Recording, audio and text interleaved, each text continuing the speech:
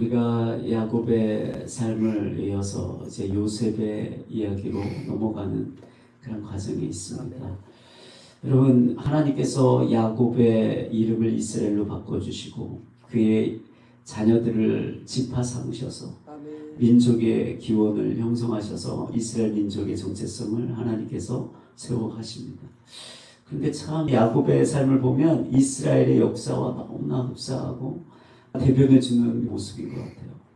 야곱의 삶이 우여곡절을 거치면서 많은 어려운 가운데 그의 인생을 살아왔잖아요. 하나님의 약속을 얻고 하나님의 축복을 받았지만 많은 삶의 우환들이 있었습니다. 그런데 이스라엘 역사를 보면 이스라엘 역사도 야곱과 별로 다를 게 없었어요. 보아하면 하나님 앞에 순종하지 못해서 매맞고, 하나님 앞에 탄식하고 부르짖었을 때 하나님이 또 사사들을 보내주시고, 또 하나님께서 여러 왕들을 통해서 하나님을 섬겨야 할 그 민족이, 여러분, 왕부터 하나님 앞에 나아가지 못하고 우상을 섬기고 그러다가 매맞고 이방 민족들에게 또한 끌려가서 포로로 여러분 살아오는 그런 일들을 보면 야곱의 삶이나 이스라엘의 역사나 매우 흡사합니다. 우리의 삶을 볼 때에도 우리의 삶도 다르지가 않아요.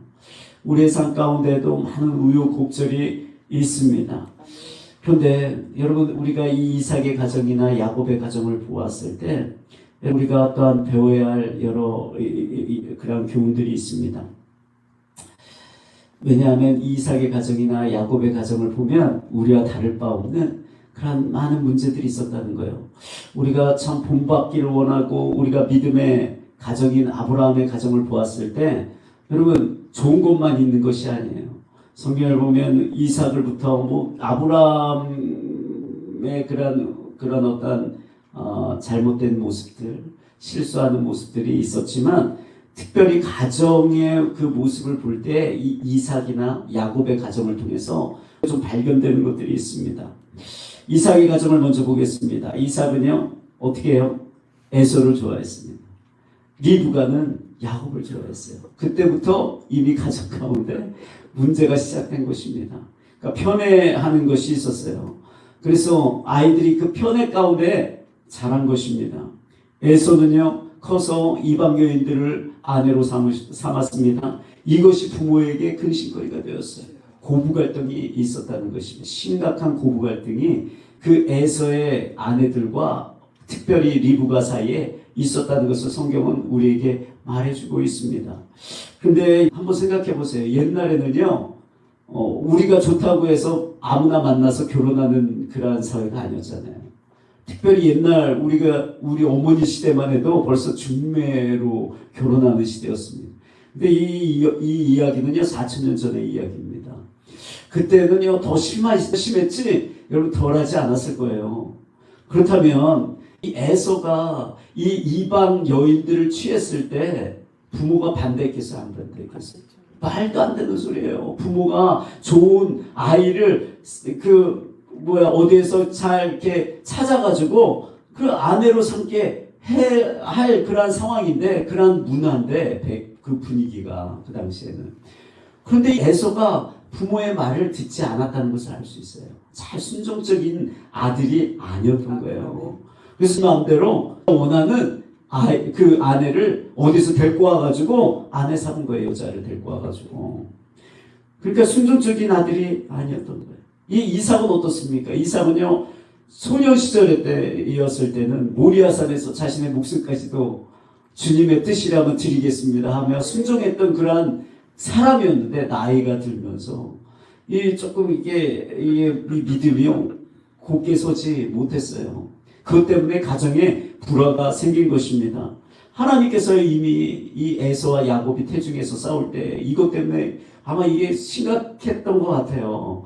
이 태중에서 싸울 때부터 이 리브가 뱃속에서 이 하는 행동들이 이 근심이 됐던 것 같아요. 그래서 성경을 보면 이 이삭이요, 기도하잖아요. 하나님, 이게 어찌된 일입니까? 기도할 때 하나님께서 말씀해 주셨거든요. 큰 자가 어린 자를 섬기겠다 라고 말씀해 주셨습니다.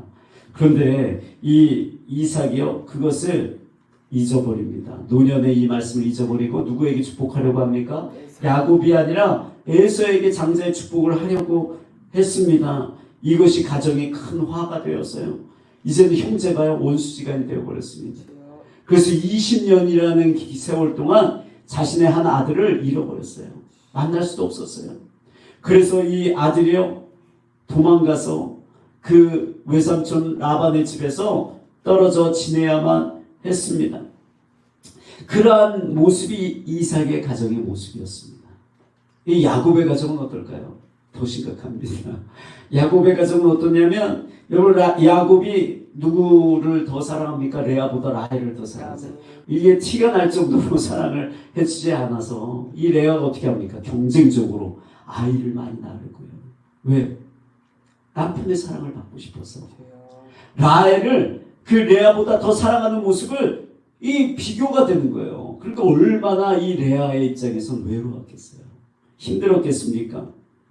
그런데 이 야곱이요, 이 아내들 사이에서도 편애했을 뿐만 아니라 또 누구 사이에서도 편해요?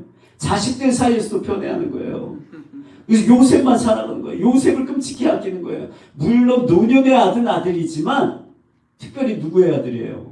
라헬, 자기가 사랑하는 라헬의 아들이니까 아마 요셉의, 이 야곱의 마음속엔 나의 진정한 장자는 요셉이다 라고 생각했을지 몰라요. 아마 그렇게 생각했을 거예요. 야곱의 기질상 제가 보았을 때 그렇게 생각했을 것입니다.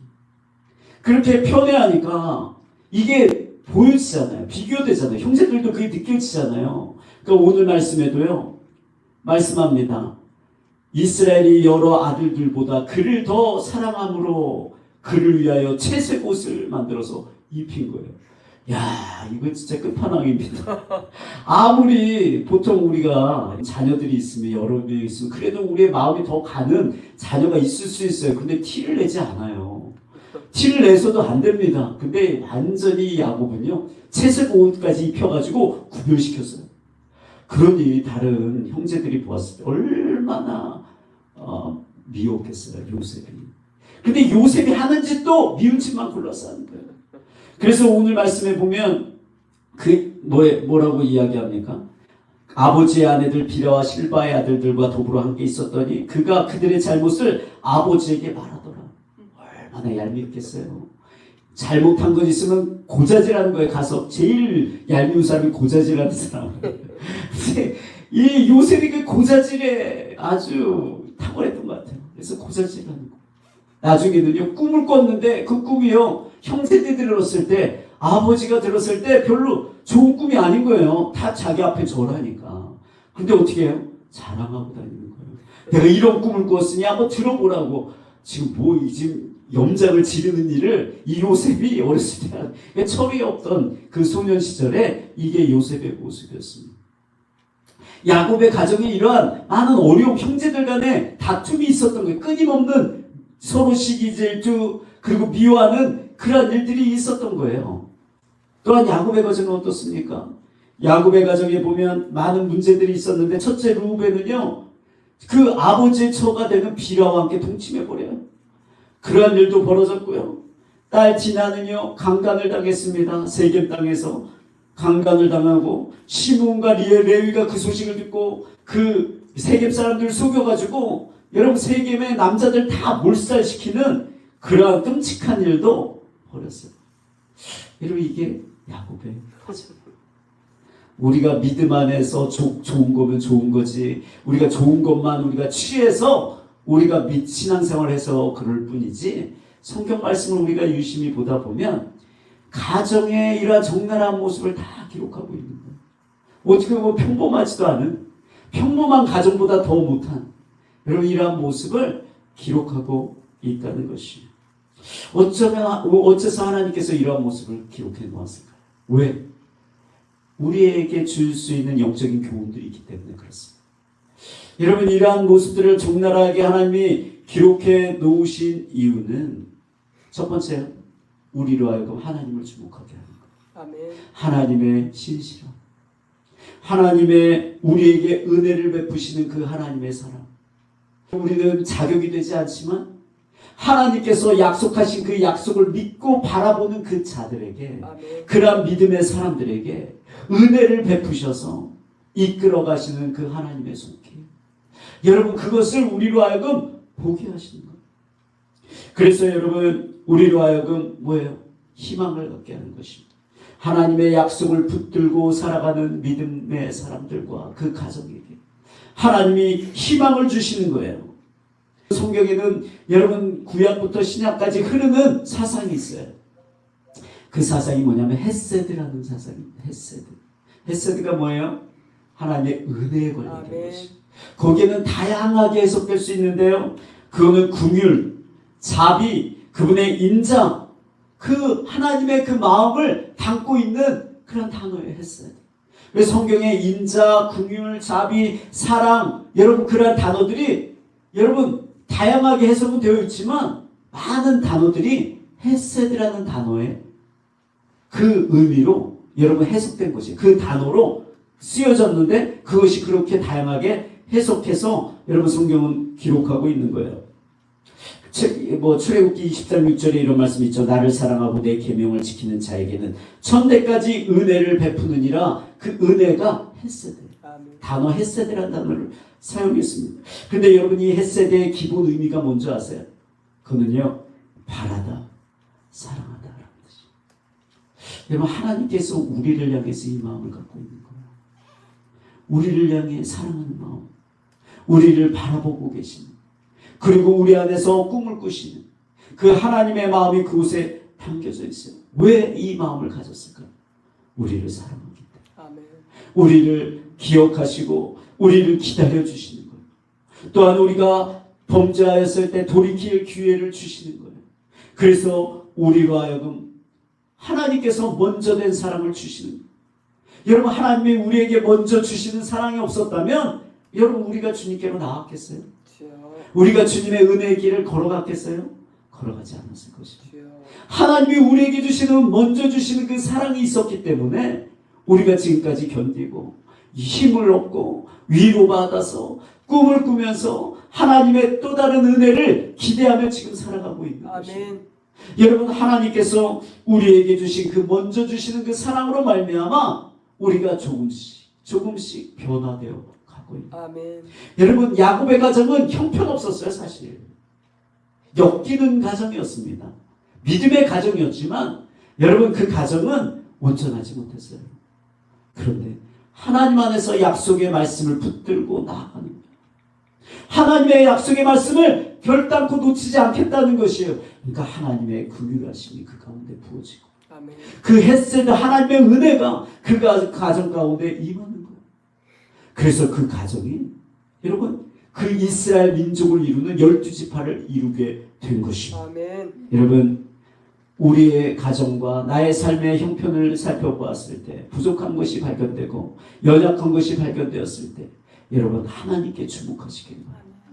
하나님의 헤세드가 우리 가운데 끊겨지지 않도록 여러분 하나님의 은혜와 긍휼하심을 구하셨어요.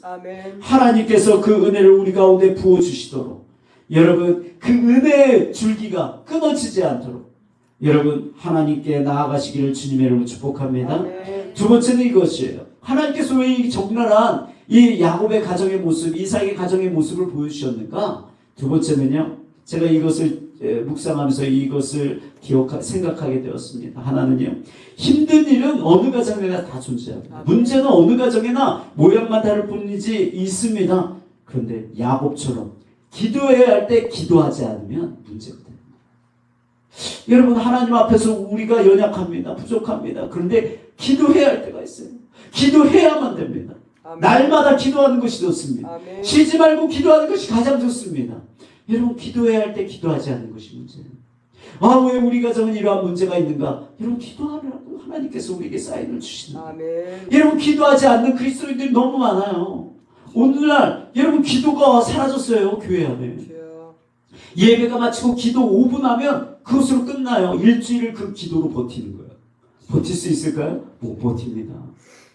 오늘날 여러분 옛날에는 금요 철야가 있어가지고 제가 잘할 때만 해도 그때는 그게 당연한 거였는데 요즘은요 철야가 아주 희귀한 일이 되어버려가지고 그냥 수요 저녁 금요 저녁 그냥 예배만 드리고 잠시 10분 20분 기도하는 게 다잖아요. 새벽에도 30분 이상 기도하는 사람이 그렇게 많지 않아요. 우리 교회는 너무나 감사해요. 그래도 2시간 한번 주님 앞에 나아가리라. 그래서 적어도 1시간 반 이렇게 기도하고 8시에 하려고 하잖아요. 여러분, 근데 이러한 성도들이 많지 않아요. 오늘날. 기도하지 않고 버티고, 기도하지 않고 해결하고, 기도하지 않고 내가 한번 살아보겠다는 것입니다. 여러분, 이것이 문제라는 것입니다. 하나님 앞에서 여러분 내 있는 모습 그대로 나아갈 때 하나님은 은혜를 베푸시는 분이십니다. 여러분, 우리가 날마다 깨어서 기도할 수 있게 되기를 바랍니다. 아멘. 여러분, 문제가 아니라 기도하지 않는 것이 문제라는 것을 아멘. 기억하시고, 여러분, 우리가 문제가 닥쳐도 걱정하지 말고, 기도하면 하나님이 함께 하시고 나를 도우실 텐데 내가 기도하리라. 이 마음으로 기도할 수 있게 되기를 바랍니다. 아멘. 두 번째는 이거예요. 돌이켜야 할 때 돌이키지 못하는 게 문제예요. 돌이켜야 할 때 돌이키지 못하는. 여러분, 이삭의 가정에는 문제가 있었습니다.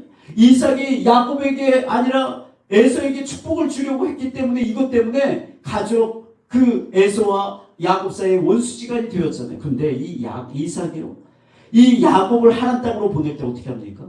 야곱을 불러서 진정으로 다시 그를 축복합니다. 그게 무슨 말이에요? 이삭이 깨달았다는. 이삭이 예전에 하나님께서 주셨던 것을 리브가는 기억하고 있었고, 이 이삭은 잊어버리고 있었는데, 이 사건을 통해서 이게 문제가 발생돼서 이 이삭이 깨달은 거예요. 그때 하나님이 나에게 주신 말씀이 있었는데 내가 그 말씀대로 따르지 않으니 이러한 불화가 우리 가정 가운데 일어났구나 라는 것을 깨닫고 돌이킨 것입니다. 그리고 야곱을 이제는 진심으로 축복해주고 하나님이 너와 함께 하실 것에 대해서 말해주고 그를 하란 땅으로 보낸 것이에요.